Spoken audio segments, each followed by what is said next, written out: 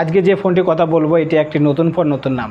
এই ফোনটার নাম হলো Alcatel V3 Ultra। এই ফোনটা সম্পর্কে কি আর বলবো, এই ফোনের ক্যামেরা দেখে মুডটা একদম হয়ে গেল। কেন আমি এমন কথা বলছি ভিডিওটা শেষ পর্যন্ত দেখলেই বুঝতে পারবেন। চলুন শুরু করা যাক আজকের। এই ফোনের বক্স খুললে বক্সের মধ্যে যা যা প্রয়োজন সবকিছু দেখতে পারবেন। যাই হোক বাদ দেন, এটি একটি রিব্র্যান্ড ফোন।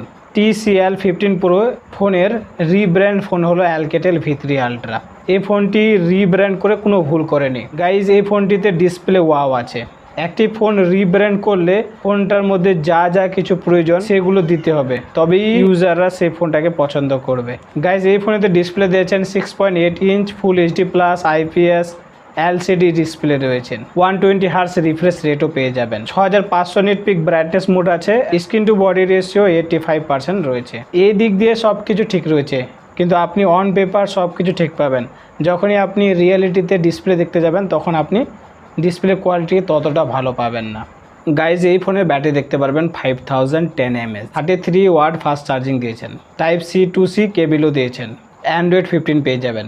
গাইজ এই ফোনের দাম হবে আন্ডার 20,000-এর মতো, কিন্তু যে দামটা রেখেছে সেই দামের মধ্যে এই ফোনটিতে দিয়েছে Android 14। এই দামের মধ্যে Android 15 সব ফোনই দেয়। কেন যে অ্যালকেটেলওয়ালা Android 14 দিচ্ছে কে জানে। এখানে 3 বছরের OS আপডেট এবং 4 বছরের সিকিউরিটি আপডেট পেয়ে যাবেন। আদৌ কি পাবেন কিনা কে জানে।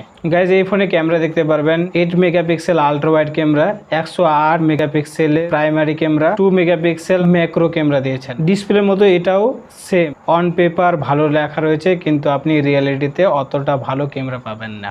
আপনি যখনই ক্যামেরা ইউজ করবেন তখন আপনার মনে হবে যে 10,000 টাকা দামি ফোনের ক্যামেরাতে এর থেকে ভালো ভালো ফটো আসবে।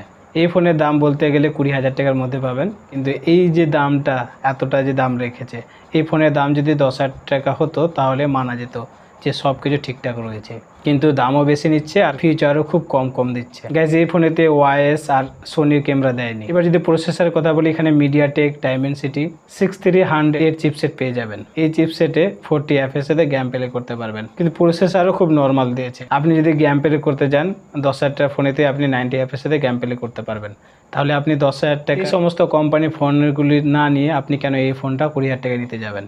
অবশ্যই কোনো ইউজারই এই ফোনটাকে বাই করতে চাইবে না। আর ভ্যারিয়েন্ট হিসেবেও ফোনটাতে লো ভ্যারিয়েন্ট দিয়েছে, মাত্র 128 GB স্টোরেজ, 6 GB এবং 8 GB রয়েছে। এই ছিল গাইজ এই ফোনের কমপ্লিট ডিটেলস। কেমন লেগেছে ফোনটা অবশ্যই কমেন্টে জানাবেন। ফোনটি অ্যাকচুয়ালি প্রাইস হিসেবে কত টাকায় লঞ্চ করা উচিত সেটা অবশ্যই কমেন্টে আমাদের সাথে শেয়ার করবেন।